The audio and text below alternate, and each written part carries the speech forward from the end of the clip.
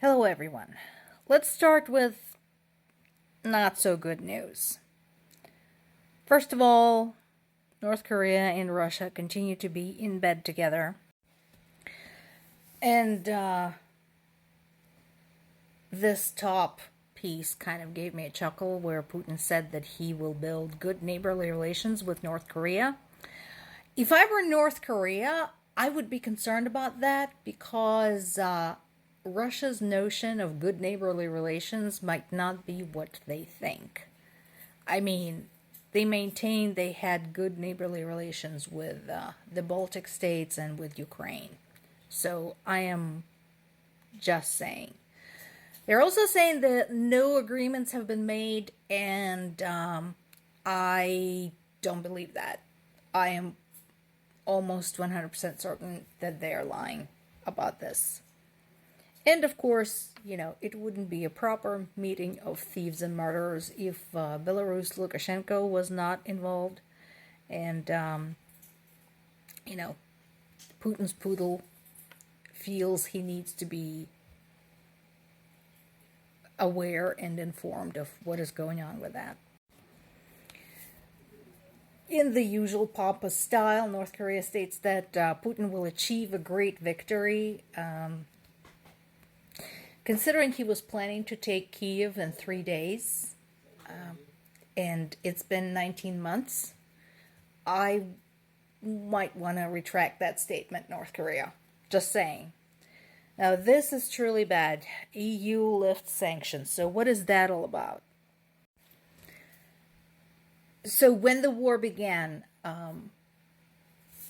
sanctions were introduced not just against Russia as a state, but also against specific individuals, including Russia's uber-rich, the oligarchs, who directly contributed to the war in Ukraine. Their assets were frozen, their businesses were closed up, so they were unable to do pretty much anything abroad. And now EU is lifting sanctions against some of them. And I want to know why. Honestly, EU, you should know better. Look at your own history. You do not indulge these people. This is not going to end well for anyone. Now for some better news. Ukrainian troops reclaimed the village of Avdiivka near Bakhmut. And, Bakhmut has been such an epic in this war. It's unbelievable. I mean, the battle for Bakhmut has been going on now for a year, if not more.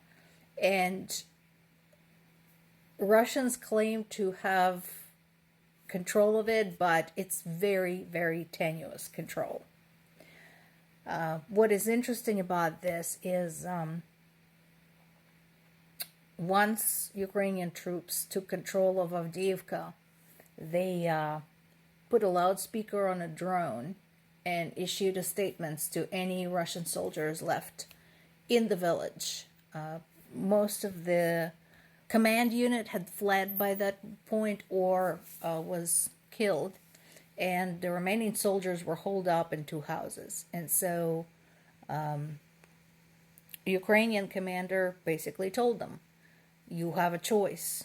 You can surrender, and we will feed you, clothe you, give you room and board, roof over your head, and we promise not to torture you. You will not be harmed. And you will basically join the prisoner exchange pool as soon as we can arrange it. So that's one option. And the other option, be killed. So this bunch turned out to be fairly sensible. They chose to surrender, which means they have a chance to live another day. That said, Russian media and Russian government have not been taking very kindly to the soldiers who surrendered. If they end up in the exchange pool, in the prisoner exchange pool, it's very likely they will be sent back to the Ukrainian front.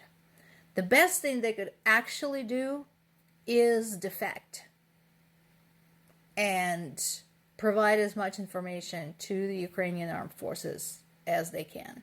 And I think they would be much safer in Ukrainian prison than they would be in Russian custody.